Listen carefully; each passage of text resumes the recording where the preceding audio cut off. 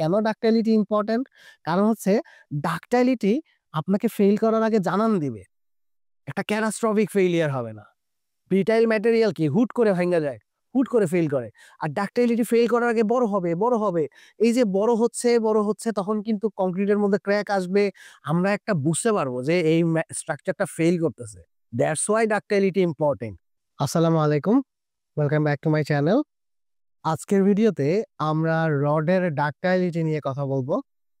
ডাক্টাইলিটি জিনিসটা কি, কেন এটা গুরুত্বপূর্ণ এবং ভূমিকম্পের জন্য এটা আসলে কেন অনেক বেশি ভালনারেবল, এই ব্যাপারটা নিয়ে আজকে আলোচনা করার চেষ্টা করা হবে। আমার হাতে যে রডটা দেখতে পারতেছেন, বাজারে পাওয়া যায় এরকম রডের মধ্যে সবচেয়ে গুণগত মানের সবচেয়ে ভালো রড এটা 500 DWR B500 DWR। তো এই রডের ডাক্টাইলিটি অনেক ভালো। সেই ডাক্টাইলিটি জিনিসটা কি? ডাক্টাইলিটি বাংলা হচ্ছে প্রসার্যতা। আমরা অনেকে নমনীয়তা বলে ভুল করি। নমনীয়তা আর প্রসার্যতা সেম জিনিস না। প্রসার্যতা বা ডাক্টাইলিটি জিনিসটা কি? ধরেন এই রডটাকে যদি প্রচন্ড ফোর্সে টানা হয়, টানতে টানতে টানতে একটা ফোর্সের পরে থেকে এটার পার্মানেন্ট ডিফরমেশন স্টার্ট হবে। I mean plastic deformation start হবে।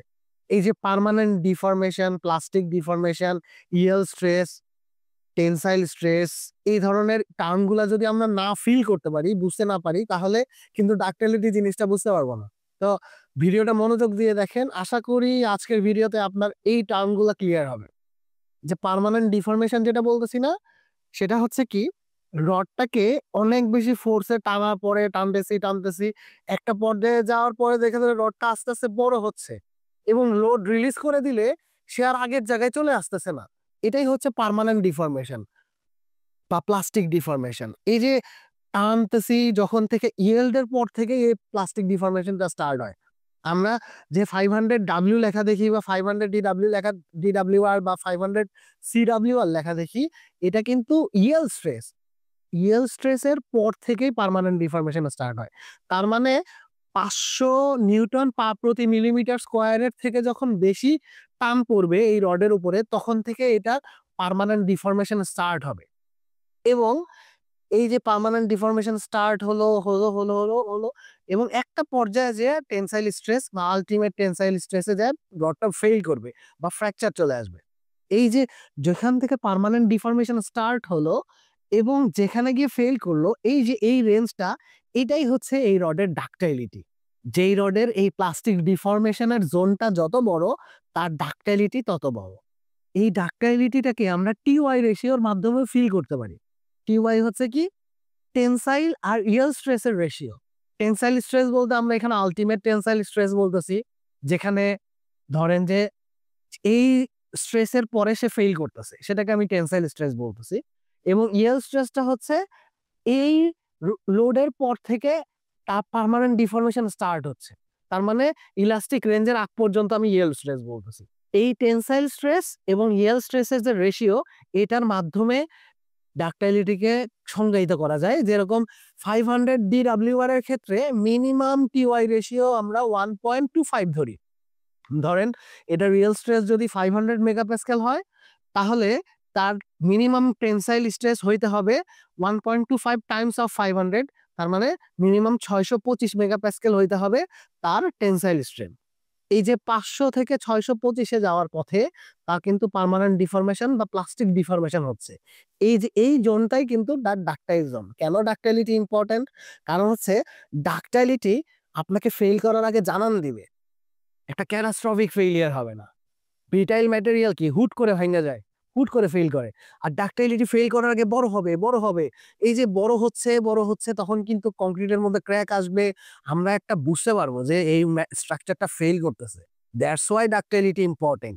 দ্যাটস ওয়াই এই আর্থওয়ার্কের জন্য ডাক্টাইলিটি একটা ভালনারেবল পয়েন্ট আর কি। এখানে যে টার্মগুলো চলে আসলো, ইয়েল স্ট্রেস, পার্মানেন্ট ডিফরমেশন বা প্লাস্টিক ডিফরমেশন, ইলাস্টিক রেঞ্জটা হচ্ছে কি ইয়েল স্ট্রেসের নিচের অংশটা। ইয়েল স্ট্রেস যে 500 মেগাপ্যাসকেল বলি আমরা, 500 মেগাপ্যাসকেল আর newton per millimetre square same. প্রতি মিলিমিটার স্কোয়ারে 500 নিউটনের থেকে কম বলে টানলে এই রডটার যে ডিফরমেশন হবে, সেটা পার্মানেন্ট ডিফরমেশন না, ইলাস্টিক ডিফরমেশন। ইলাস্টিক ডিফরমেশন মানে আমি লোড রিলিজ করে দেওয়ার পরে রডটা আবার আগের জায়গাতে চলে আসবে, রড যে অবস্থায় ছিল সেম অবস্থাতে চলে আসবে। কিন্তু আমরা যখন 500 ক্রস করে দিব, এই 500 ক্রস করার পরে তার প্লাস্টিক ডিফরমেশন স্টার্ট হয়ে যাচ্ছে। মানে জিনিসটা কি প্লাস্টিকের মতো আচরণ করতেছি, প্লাস্টিক টানলে ওইটা পার্মানেন্টলি বড় হয়। ইলাস্টিক জিনিস যেরকম রাবার টাইনা ছেড়ে দিলে আবার আগের জায়গায় চলে আসে, এই জন্য এটাকে ইলাস্টিক বলতেছি। আর প্লাস্টিকটা হচ্ছে টানলে দেখবেন যে ও আর আগের জায়গায় চলে আসবে না, এই জন্য এটা প্লাস্টিক ডিফরমেশন বলতেছি। তার মানে ইয়েল্ডের পর থেকে প্লাস্টিক ডিফরমেশন স্টার্ট হয়। এখানে আপার ইয়েল লোয়ার ইয়েল অনেক ব্যাপার স্যাপার আছে, এত কিছু যদি আমি বোঝাইতে চাই তাহলে পুরো ব্যাপারটা একটা প্যাচ লেগে যাবে। তো আমরা মূল ইস্যুটা বোঝার চেষ্টা করব, ডাকটাইলিটিটা।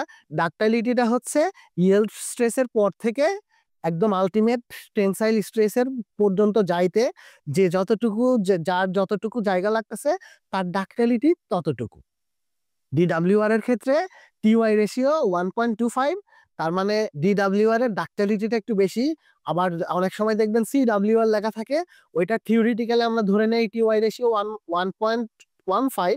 তার মানে যদি 500 মেগাপ্যাসকেল সেটা রিয়াল হয়, তাহলে 1.15 দিয়ে গুণ করলে 575 মেগাপ্যাসকেল হবে সেটার আলটিমেট টেনসাইল স্ট্রেংথ। অনেকেই ডাকটাইলিটি বলতে হচ্ছে যে রড সহজে বাঁকানো যায় এরকম বোঝায়। হ্যাঁ, ডাকটাইল রডকে সহজে বাঁকানো যায়, বাঁকাইলে ফাটে না, এটা সত্যি। কিন্তু সরাসরি কিন্তু বাঁকানোর সাথে ডাকটাইলিটি রিলেশন নাই, কারণ একটা জিনিসে যখন বাঁকানো হয় তখন টান এবং চাপ দুইটাই জেনারেট হয়, মানে টেনশন এবং কম্প্রেশন দুইটা জেনারেট হয়। ডাকটাইলিটি কিন্তু টেনশনের সাথে রিলেটেড, কম্প্রেশনের সাথে না। মানে ডাকটাইল ধর্মের কারণে টেনে ফেল করবে না, বড় হতে থাকবে, এলংগেটেড হতে থাকবে। এবং যার ডাকটাইল ধর্ম যত বেশি, এই যে তার প্লাস্টিক ডিফরমেশন জোন তত বেশি, তার মানে তার ফেল করার আগ পর্যন্ত এলংগেট হওয়ার চান্সেস তত বেশি। কোন ফোর্সের কারণে? টানার কারণে। টেনশন ফোর্সটা এখানে মেনশন করতে হবে।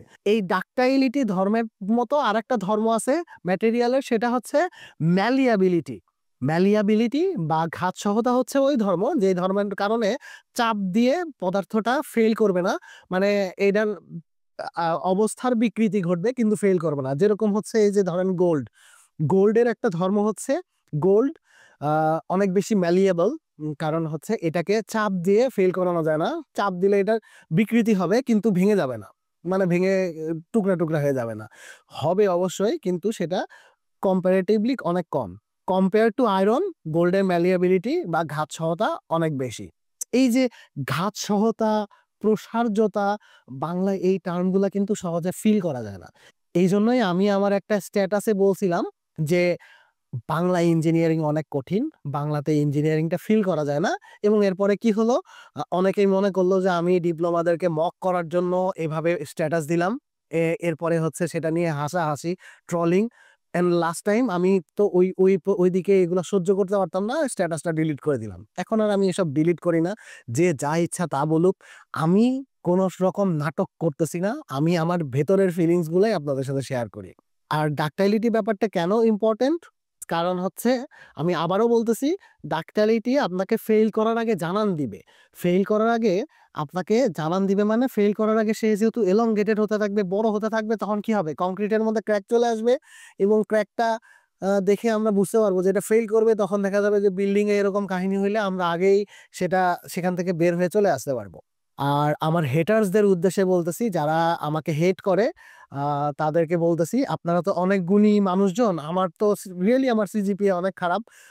আমার এটা আপনাদের জন্য অনেক লজ্জার যে আমি কন্টেন্ট বানাইতেছি, আমি কি কি ভুল বললাম সেটা ধরবেন। আর হচ্ছে যে যদি পারেন তো আমার মতো এরকম ভিডিও বানান, মানুষকে ইনফরমেশন শেয়ার করেন। আর যদি না পারেন তাহলে